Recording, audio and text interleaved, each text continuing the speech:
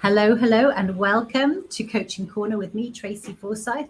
And today I am calling out to all perfectionists.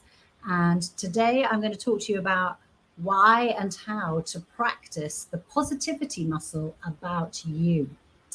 So, over the last 2 weeks, I've been talking about the importance of checking in mid-year with yourself, how you're doing, what's gone well, what could go better, and what you might need help on.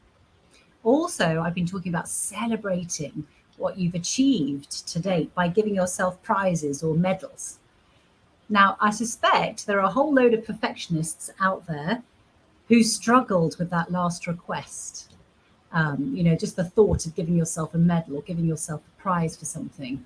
And I know that that's happening because I've been there too. I've been in a position where I could only see what I hadn't achieved rather than what I had. And, I've been in a place where I looked for how things could have been better rather than how good they actually were. So this week, I want to call out all you perfectionists, all you self-critical overachievers out there, and say to you, do not dismiss the positive in favor of the negative. So at least if you really, really can't help it, help yourself, and you just naturally do that. You will, I know.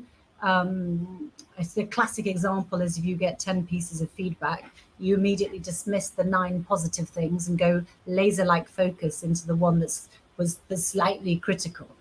So if you can't help yourself, I just want you to get into the habit of practicing the positivity muscle about you. So try this exercise. And I sometimes do it in yoga in the boardroom with breath work. But anyway, you don't need to do that in this. So I just want you to write a list from 1 to 10.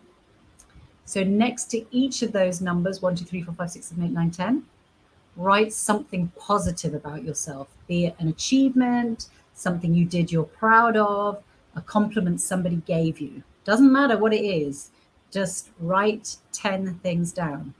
If you find it hard to write 10, then you definitely need to practice that positivity muscle. And please know that you won't be alone in finding it hard. I do this in group coaching with rooms full of super talented people, and they all find it hard, despite the fact that they have an abundance of skills, talents, achievements that they could be positive about. And actually, I think the harder you find it, the more of a perfectionist or a self-critical overachiever you probably are. But it's a lot of energy that goes into just only focusing on the negative rather than the positive. And it's very energizing to really acknowledge the skills, talents, and achievements that you've got. So really, really just write that list 1 to 10 and start writing 10 things. Get into the habit of writing 10 things, positive things about you. If you find it hard, you need to do it more, practice it. My point is that we've got so used to being self-critical that it becomes a habit. And that habit needs to be reversed. So in my opinion, life's too short to be so self-critical. I used to be a self-critical overachiever. Now I'm a happy overachiever. And I certainly know that your energy is better spent on owning your talents and being proud to put them to use rather than feeling miserable about what you don't have or what you haven't done.